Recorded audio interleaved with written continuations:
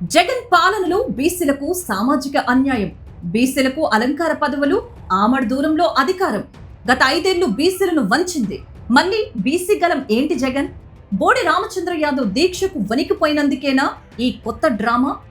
బీసీలకు వైఎస్ జగన్ చేసిన మోసాన్ని, కుట్రలను అడుగడుగున గుర్తు చేసుకోవాల్సిన సందర్భం ఇది. కుంభకర్ణుడైన 6 నెలలకొకసారి నిద్రలేస్తాడు. కానీ జగన్ మాత్రం అధికారంలో ఉన్న 4.5 ఏళ్లు నిమ్మకి నీరెత్తినట్లు ఉండి సరిగ్గా ఎన్నికల ముందు మాత్రం బీసీ జపం చేస్తూ కులగణన పేరుతో హడావుడి చేశారు.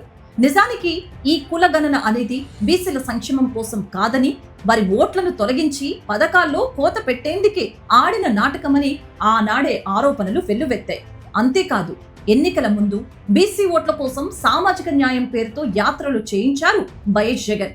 వాటిని నడిపించింది వైవి సుబ్బారెడ్డి, మిథున్ రెడ్డి, వేమిరెడ్డి ప్రభాకర్ రెడ్డి, పెద్దిరెడ్డి రామచంద్రారెడ్డి, సజ్జల రామకృష్ణారెడ్డి వంటి రెడ్డి సామాజిక వర్గ నేతలే తప్ప ఆనాటి జగన్ ప్రభుత్వంలో బీసీలకు అక్కడ చోటు లేకుండా పోయింది.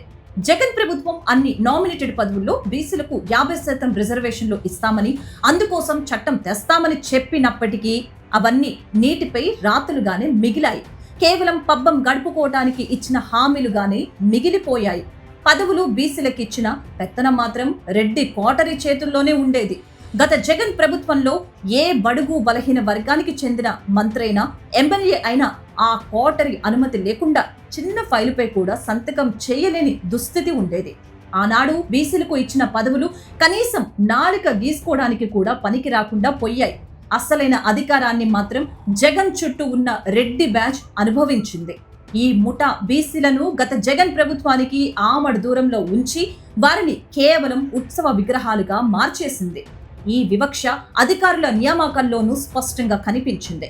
బీసీగా పుట్టడమే పాపం అన్నట్లుగా చేసిన వైఎస్ జగన్ ద్వారకా తిరుమలరావు డీజీపీ కాకుండా అడ్డుకొని సీనియారిటీలో ఎక్కడో కింద ఉన్న సొంత సామాజిక వర్గానికి చెందిన వ్యక్తికి ఆ పీఠాన్ని కట్టపెట్టారు.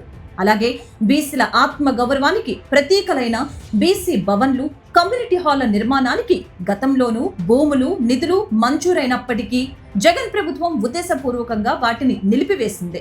ఫలితంగా గత 4.5 ఏళ్లలో జగన్ రెడ్డి ముఠా సర్వత్రా అభివృద్ధి చెందిందే తప్ప బడుగు బలహీన వర్గాల జీవితాల్లో ఎలాంటి మార్పు రాలేదు. అధికారం ఇచ్చినట్లు నటించి ఆత్మ గౌరవాన్ని దెబ్బతీయటమే గత ప్రభుత్వ అస్సలైన నైజమని ఈ పరిణామాలు నిరూపిస్తున్నాయి.